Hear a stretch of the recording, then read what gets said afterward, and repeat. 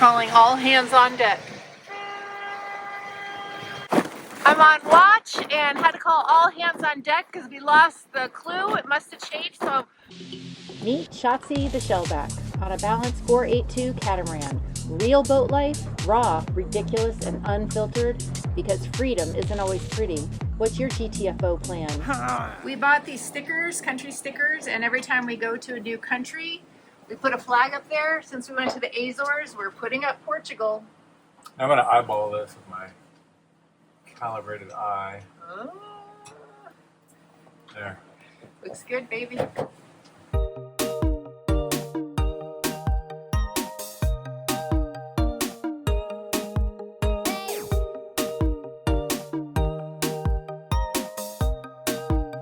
We've got something going on with our autopilot because, I don't know, we're supposed to be on a heading of 105. But you can see our GPS heading is way off. And it just swings. Look at that big swing like that. So that triggers that alarm. And eventually corrects itself. And then it's going to come back and do it the opposite direction. I've got the sensitivity on +1, but I was going to go mess around with that to see if a higher sensitivity may not fix it.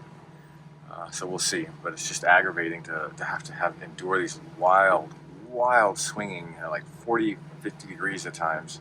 Alright, so the other thing I've checked is my steering cables. There's no issues with those, but you can hear the autopilot making a whole hell of a lot of noise and not doing a whole lot of anything. So I'm going to wonder if maybe I put some lube on there for that piston arm, that hydraulic arm, so they can move a little bit more freely, and that's why it keeps getting stuck. Now I did up the sensitivity, so that's probably why it's making a whole hell of a lot more noise. But yeah, I'll have to keep checking it. So got in shift and we're having a lot of issues with steering and autopilot not holding course. You see we have a lot of give in these lines. So I'm going ahead and tighten these up. We should have done this before we left. It's a good preventative maintenance thing. And we just need to remember to do it because they stretch out over time.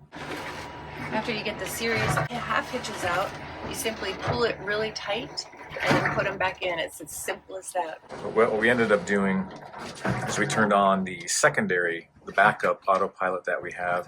And since then, the boat's been doing much better in terms of holding the heading, staying on course, and not doing these wild erratic turns. So we're calibrating our autopilots. We've had a problem on the strip with the primary autopilot. So right now, just for safety reasons, just to be absolutely sure, we're calibrating the secondary. Once we're done with that calibration, we will go ahead and do the primary and switch over. We have a rocker switch here for our primary, which is what the current one is, and then for the secondary, we're currently in the process of calibrating the primary again. And when we want to switch between autopilots, we come to the circuit breaker, we turn off our nav instrument circuit breaker, and then we would turn off the primary autopilot circuit breaker. Once those two are off, then whoever's at the lower helm would flip that rocker switch and then turn on the secondary autopilot circuit breaker and then turn on the nav instruments. And then it'll take a minute or two for it to warm itself up and re-engage, and then you can do whatever you need to do. Our primary autopilot continues to fail when trying to do the auto tune with the zigzag. And there, see, it failed. Let's try something about switch direction. Let's see what that does. Steering direction switched. All right, so let's run standard and begin. And once again, it has failed. So let's just go back to where we were and be done with it. Did a factory reset of our autopilot primary #1, and look at this. We're at 86%. We've always failed around 30%. I think that reset might have been the ticket to make it work. Drum roll. Success! Woohoo! Anybody's been tracking our progress, they might see some crazy stuff. This was all our autopilot trying to calibration. Oh, that's actually simple. You just wrote Joe. Joe. Hey, Joe. J-O-E.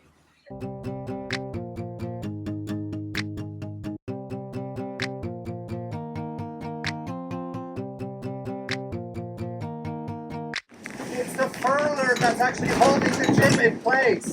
It's not the block.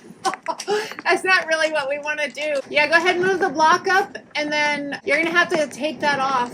You might need to I think you might need to furl it in a little bit. Okay. If there's a little tension, I don't want to Yeah, just yeah. yank it. We have another hitchhiker. I've not seen a bird yet go on our fruit hammock. How cute. Woo. It's nice to have some moonlight because it doesn't get so dark out here in the middle of the night, but the winds are not that strong. Well, I guess we're getting about 22 apparent right now. We have a full main and the jib out, which is fine at this speed for apparent winds, but man, they're just howling and it's really spooky. Having this TV screen as a repeater for our Garmin instruments is key because when the winds are howling and cold outside, I sit inside and watch this and then just go out every 15 minutes for my lookabout.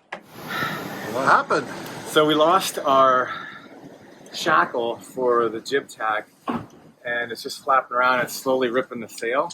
So I went up, took some Dyneema and tied it on, and of course I got the full-on money shot. Yeah.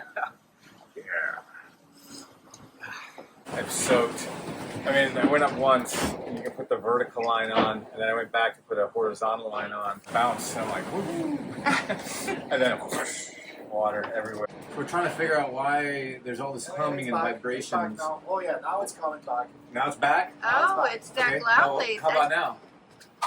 No, I think it goes away when you do that. No, now it's not. Seems to have started doing this once we lost our jib tack shackle.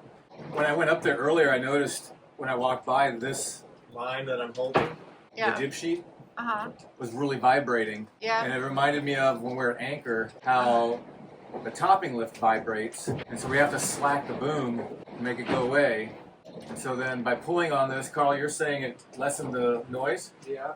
And then when I let go, it takes a while for that vibration to come back in. But so a quick fix that seems to be working is we took a bungee and just took some of that tension off of it so it stops vibrating.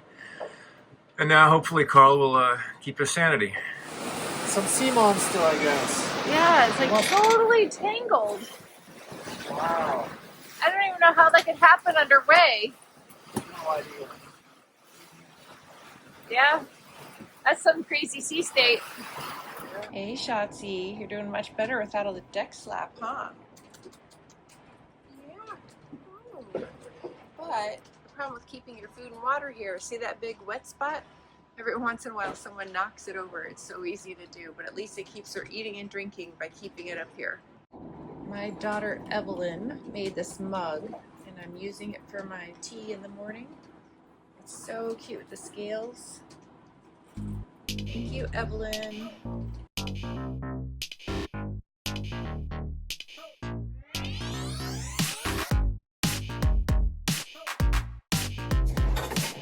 Passages make me want to eat chocolate. Check out this. Nutella on a homemade biscuit. Thank you, Dennis. So good. So are you beating your meat? Yes, I am. I was ready for that. Come on, I'm like, my hair, please. Beating the hell out of it. What you making? Some schnitzel with sauerkraut. We're almost in Europe, so you know we have to adopt some of that flavor for tonight's dinner.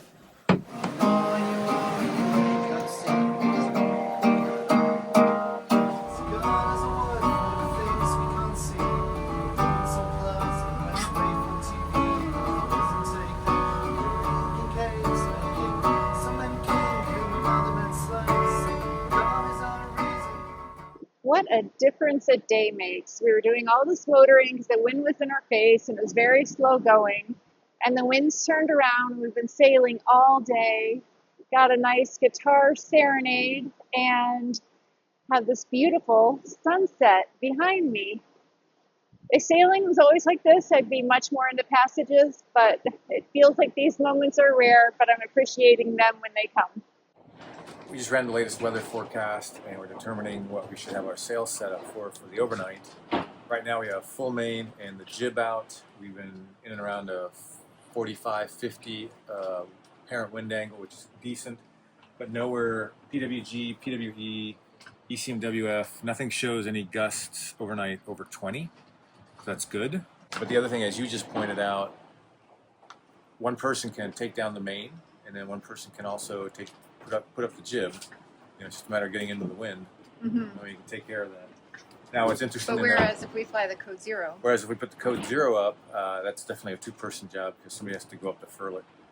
But on that note, with the code 0, it doesn't look like until another 2 days, well, day and a half, Saturday morning, it's Thursday night, that we'll be able to start flying the code 0.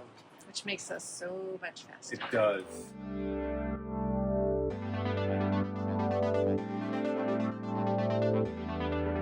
I'm up in our forward closet, and as you can see, it's pretty bouncy up here. That piece of Velcro has come off. We've had these ceiling tiles come off in the past as well.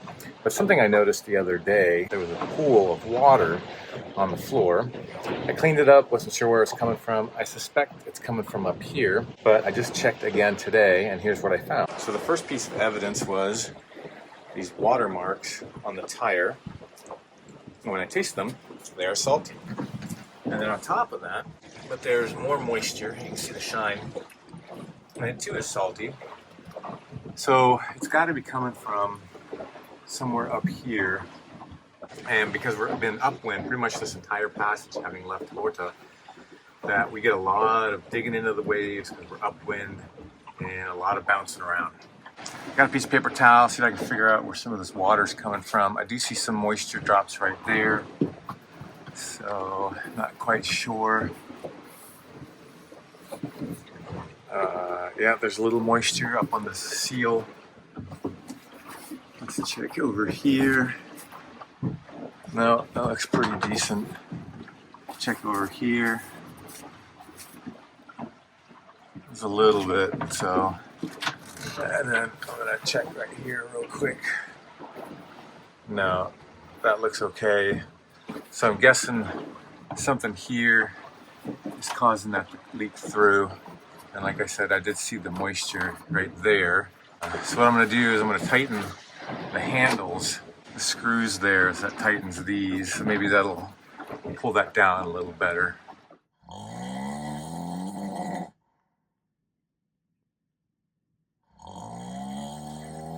Calling all hands on deck.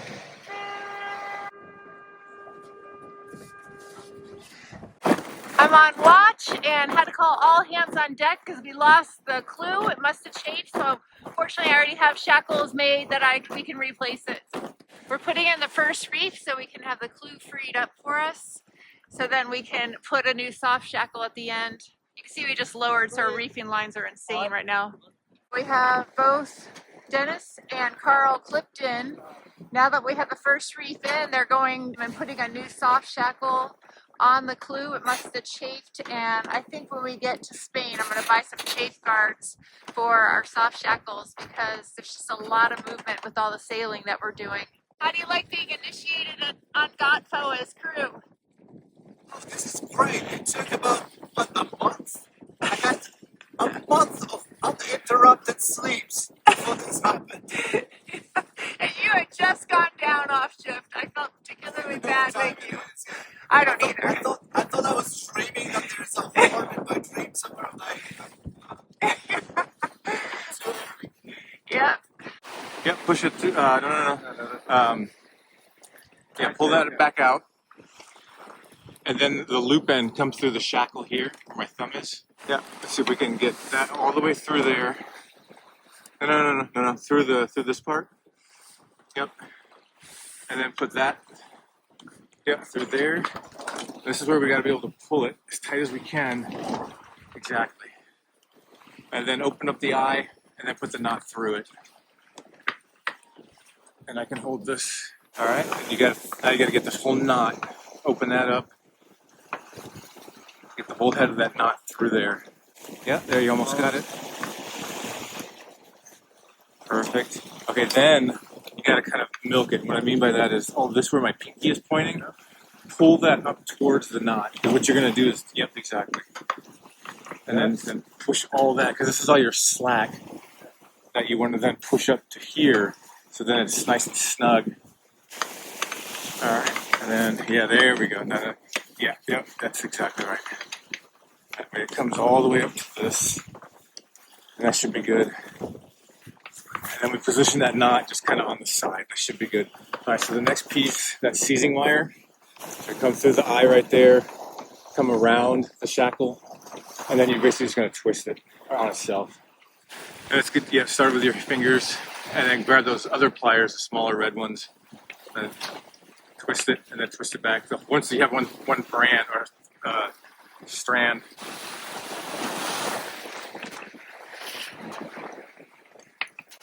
Okay, are we good? All right. Yeah, perfect. That looks good. I think I'm crying. It's because I just woke up and I finished my shift like about an hour ago. So That's how it goes. I really thought that I was dreaming, that there was a horn blowing. This is why when you're on watch on GTFO, we insist that you only have one earbud in your ear. It's absolutely imperative that you have awareness because that's what clued me in to the flapping. Really important for you to be able to see and hear as much as possible in all conditions. But our signal on GTFO when people are sleeping and we need all hands on deck is first we do a very long blast on our horn. And then after that, I kind of yelled down both sides of the boat, you know, hey, everybody up, let's go. And they were quick. That was my watch. Karl had just gone to bed about, I don't know, an hour or so, and I heard this crazy flapping noise. And at first I was like, wow, that is a big bird. But it turns out it was our main Clew had come chafe through the lines. Fortunately, I already had soft shackles made, so we were able to put those on quickly, and I think we did an amazing job as crew. Everyone came up very quickly. We didn't panic or do anything crazy. We just thought it out, brought the boat to where it needed to be, brought in the jib, started lowering the main so we could put that first reef on to free up the Clew so the guys could attach it. Anytime you see a little jog in our course, see that little bump there, right there? That means something has happened. We've either done a sail change or had a crisis. Yesterday I pointed out that we had a leak here in the forward hatch in our owner's side cabin. I tightened these screws, thinking that would bring that down a little bit more, but we've had a ton more waves kind of splash over, as you can tell. And as you can tell right here, that looks to be the corner right there where there's leakage. As you can see the drip, the drip, the drip. And then you can see the wetness, and then you can see the shine, which implies that there's more moisture. So not sure what I'll do with this leak. I have to go outside up top and see what else can be fixed. Our apparent wind is getting over 70. We're gonna go ahead and bring out the code 0 to increase our speed.